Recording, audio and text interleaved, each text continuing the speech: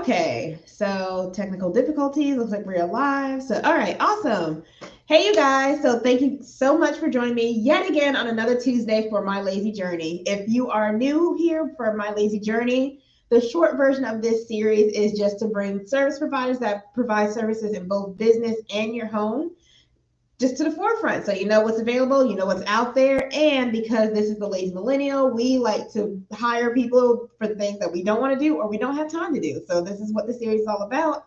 For the full details, make sure you check out the YouTube channel for the introductory video that explains a whole lot better what this is all about. But in the meantime, I want to bring our guest on because I want them to have plenty of time to talk. So today's guest is Miss Brittany. So Miss Brittany is a professional home organizer. Like, I'm pretty sure there's many of us that could use this, myself included, and the founder and CEO of Zenia Organizers. After working in the restaurant industry for 14 years, Brittany decided to take her love of precise organizing and specialized systems into home organizing.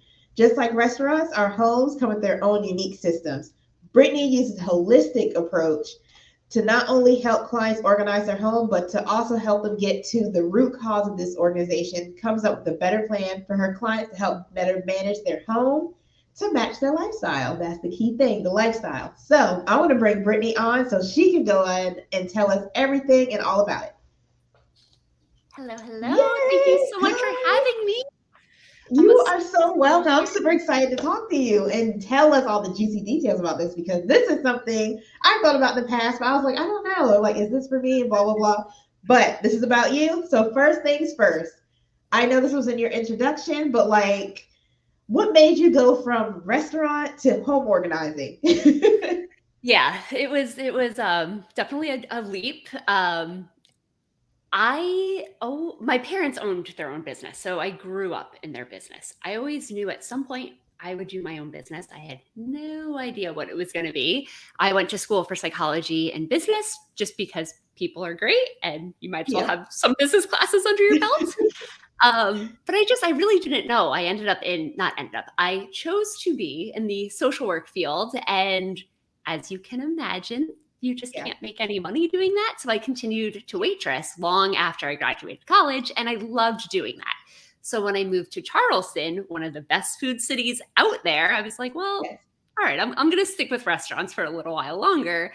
And I really loved it. Like, I at one point thought, well, maybe I'll just open my own restaurant. Maybe that's what this looks like.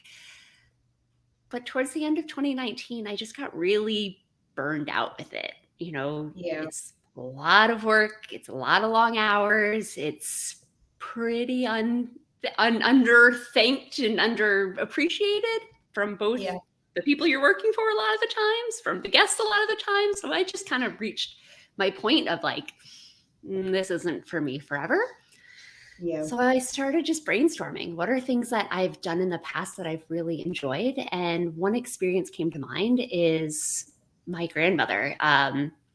In 2017, my grandfather passed away. I'm the oldest of the grandkids, and I was able, waitressing, I was able to have some flexibility in my schedule and, had the money to go fly down and see her and spend some time. So her and I were very close, and I just went down and was like, hey, do you need help with anything? Just like, what can I do? And she's like, well, I need help in the garage. And I was like, oh, okay. And I helped her, go through things, get rid of stuff, take stuff to Goodwill for her, take things to the trash, just like whatever. Yeah. And then I went down a few months later and we worked on the kitchen together. And my grandpa was a great cook.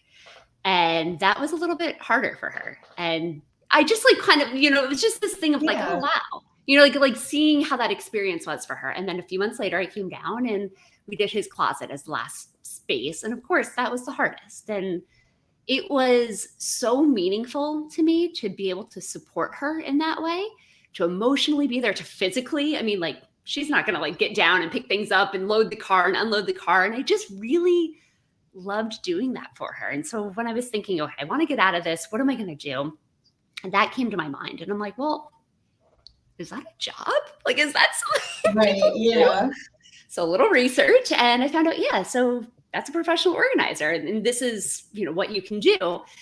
And so it was about maybe 5 weeks later, I was like, all right, I'm out and I'm starting my business. And that was that. And so from there, I've just it's in those moments of transition, whether it's death, divorce, downsizing, retirement, empty nesters. There's just this moment of change, and our homes have so much going on in them that, of course, like, we're changing within ourselves, but our house really needs to kind of reflect that as well, because what we surround ourselves is telling us stories about ourselves. And I really just want to be able to be there on that journey with my clients to help them through that transition. And I think that our home just isn't often thought of as these transitions are happening. Yeah, I can vouch for that. Definitely. So I guess my next question, how exactly do you help your clients with home organizing? I guess it's kind of like a two-parter. So like, how does someone prepare for someone like you to come into their home? Well, I'll take that like very literal.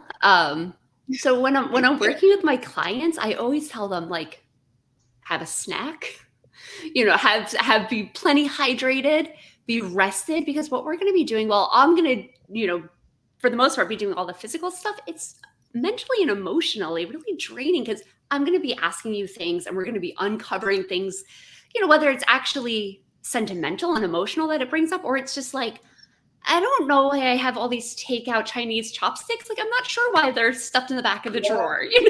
Like, we're like, call me out. Yeah, I know. I can show you my drawers too. Like, I'm no stranger to this. But it's just that, like, you're gonna have to answer a lot of things. We're gonna literally be uncovering things. We're literally unpacking things. And so it's just that, like, I want you to fortify yourself, like, physically, like, have the water, have the snack, be rested, be ready to go. But to step even further back, like, what is it that I do to help them? I'm guiding them through that process. Like, my clients are always the authority on their life. I'm never going to walk in and be like, you have 96 coffee mugs. You can only have 12. It's like, right. Coffee mugs are your thing. It's your thing. Let's do it. But maybe we don't have room for 96 coffee mugs and like 6 sets of full like dishes. Like, maybe we can like pare back somewhere else to have space, because you love your coffee mugs. Let's have 96 coffee mugs. Let's do it. So it's just really me guiding them through, thinking about how the space is going to flow for them, thinking about asking a lot of questions. Like, a lot of times, like, I'll start working with someone new who's like, can't you just like go in and just do it? And I'm like, someone could. Yeah. I choose not to, because I really want to understand, like, how do you function, and how does your life look, and what are your habits, and like, how do you take, like, are you making coffee in the morning? Well, if you're over here and you're reaching for the coffee, and then you have to come back over here, then it's like, why are we taking all these steps when we can have like a whole coffee station right here for you? So it's asking a ton of questions. It's making sure like they're physically and mentally ready to go in and do it, and then just supporting them through that whole thing. I love it. Okay. So I'm just talking like for myself as well. So please. So I guess, what do we have to like physically buy anything prior, or is it just kind of like you help guide us through that process as well? Like, how does that work? Yeah. There's a knee-jerk reaction that, to get organized, I have to buy some stuff. No. Because until we know exactly what's staying, until we've done all the measurements, a lot of times it's really easy to say, I don't have enough space, so I need to like buy more shelving, or I'm going to buy another like cabinet or something like that. And it's like, that might be true. We might find that after our first few sessions that, we would like to put in another shelf, or we would like to have a cabinet in here. But it's also likely that there's things that are living in our spaces that we don't really need, and are taking up good real estate that we've already paid for and are already paying for, and that you don't have to actually go and get those things. So I always try to advise someone, don't go out and buy this stuff first. Let's get in there. Let's dig through. Let's see what's actually going and what's staying, and then make the decision on what products you would need in there. That's really good advice. So thank you for that. Of course. Last little question on this. So I actually lost my train of thought, so it's going to come back. What was I about to say? Okay, so if someone's like fed up right now, they know they want to hire you, but like in the meantime, is there anything someone could do like by themselves to at least clear up some things? Totally. So it's not overwhelming. One of my favorite tips, the space that you don't like, whatever it is, you're like, oh, I really want someone to come into my office. I really want someone to come into my master closet, whatever it is. Take a picture of it, because then you kind of have this more objective look at it of like, it's almost like you're looking at someone else's space. You can like start seeing things that you're like, oh, wait a second, why do I have all of the shoe boxes still? And they're like all up in this like corner up on the shelf, but I'm not using them. And like, why am I holding, it's like you can kind of like start asking questions as if it's not your own space. So that's always the first thing that I recommend, because I think you're going to see things when you take a picture and step back that you're unlikely to see if you're standing in that space. And then just do it in waves. You don't ever have to do the whole thing all at once. If you're, again, we'll talk about a closet. Grab 6 pieces, grab 6 hangers of clothes and be like, do I like it? Do I want it? And then be done. It's not like you have to do all your clothes in one day. It's not, some people love the Marie Kondo style where you're going to like do all of the clothes all over the house. And I just think, at least for me, that's super overwhelming. If I can do it in little chunks and little bites, that's what I would rather do if I was doing it on my own. Okay, that's really helpful, because I know like people like me, I get overwhelmed, have to do everything at once. And I'm one of those people that will get started. I get really motivated for like that 1 hour. And then after that, I don't do anything and just sit there just like, why did I do that? So thank you for clarifying that advice. That's really helpful. And sometimes like when you're having that, like, I feel really motivated, you're like tearing everything apart. And then it's like, I'm done. I hate this. I don't want to do this. And now your whole space is like, I guess I just sleep on my bed on top of every piece of clothing I've ever owned for the next 3 weeks until I get motivated again to do this. Yeah, pretty much that vicious cycle. Like I've learned to dig myself out of that. But like, yeah, I know there's some people that need to hear that advice. So that's really helpful. So thank you. So because you do all of this stuff for people, like this is really important, like organizing our spaces. Like I know I get overwhelmed when I see too much. It's really hard. I have little kids too. So it's just like when I see all the clutter stuff, it's just like, how do you implement what we call laziness, or how do you outsource, and what kind of boundaries do you practice for yourself? I do a lot. I am an all-star lazy business owner. I feel funny a little bit with the word lazy, and I know that's like so your brand, but I only say that because I have clients that come to me that are like, I feel lazy, and like they really like are hard on themselves, and I'm like, girl, like no, like it's not like that at all. So for me, like I look at it like I am my business. It's literally like me physically in the space with my clients, me thinking about their systems, me thinking about their clutter, and me doing I really need to take care of myself. So when I need to rest, I rest. I am a big afternoon napper. I don't have little kids, so I don't come at me, because like I understand that that's like a different world. I understand when they're in school, that is. But like white noise machine, eye mask, like 25 minutes on the clock. Like I wake up a new person, and like even better if I go get a cup of coffee and then do the nap, like a little coffee plus a nap. I just wake up 45 minutes later, just like, who was she? Who was she 45 minutes ago? Because I'm a brand new person. So that's like naps are my number one superpower. And then I would also say, I mean, like you were saying, like there are things in my business that either I don't do well, so I have help. I mean, you and I connected because you helped me create my whole journey in HoneyBook to be able to do all of my client intake forms and all of like the follow-up and all those emails, so that I don't have to think about it, because tech is not my thing. And then I would say my third thing is I don't do social media. So I just like, I know. Don't like, I just don't do it. I know I should. And like, I also kind of hate shoulds. I'm sorry. I absolutely hate shoulds. So I'm just like, I don't love social, like I don't do it personally. I don't do it in my business either. That's probably like the biggest lazy that I do is no social media. I know. I will say some of my people are probably looking at you like, no. I know. It's okay. I know. It's okay for now. For now. Okay. So Thank you. That is really important. Like, I really love that you already have things in place for you to relax. Naps are like my go-to as well. Whenever I get a chance, when my husband's home, like I just take my nap and I feel refreshed, different Yep. person. So what can, like, I guess what can we expect from you next? Like, how do we like connect with you? Like, Yeah. where are you at? Where are you going to be at in this world?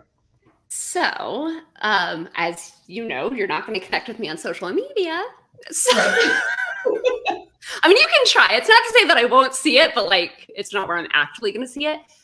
Yeah. Call me, text me, like my number is there. Call, text, shoot me an email, knock on my door. I mean, like I am so old fashioned in that way of just like, hit me up, let's hang out, let's chat, let's figure it out.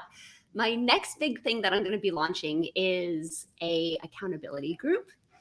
I haven't come up with the spicy name yet. I'll come up with some fun spicy name. But what I want to do is have every other week, an hour long. So it will be like a 45-minute sprint, but then there'll also be some like guided meditation, like it'll kind of change each time, where we just work on a small project individually, but like together. So you have 45 minutes. You can ask me any question, whatever, as people are doing it. I piloted this a few weeks ago and it went really well. So I'm so excited.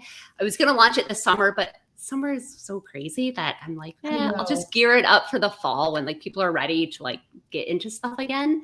But that's the next thing for me to come out with is, and every other week, 1 hour, we meet, the same time. We all work on different things together. We support each other. We cheer each other on. Cameras on so that we all can like see each other's stuff, like to feel vulnerable and supported. And, I want to like create that kind of space there.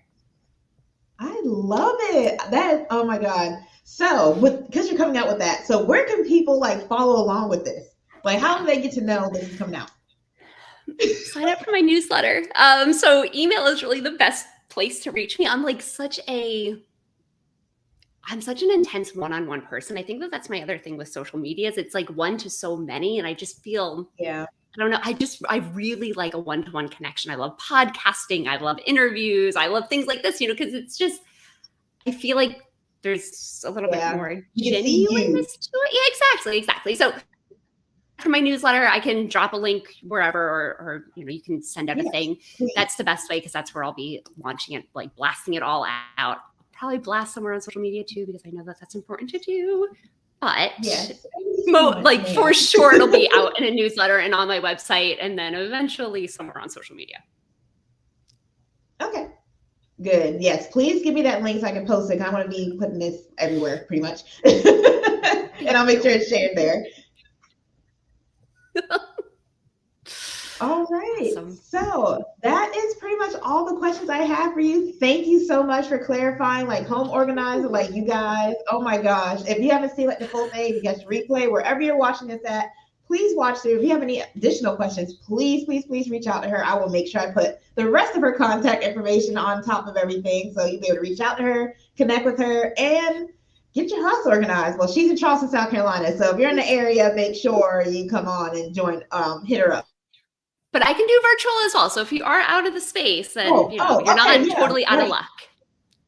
Okay, well, there you go. She's virtual too. So make sure you hit her up. Thank you guys for joining me for another episode of My Lazy Journey. We'll be back again next Tuesday. And I look forward to seeing you guys. Y'all have a good night. Bye, guys.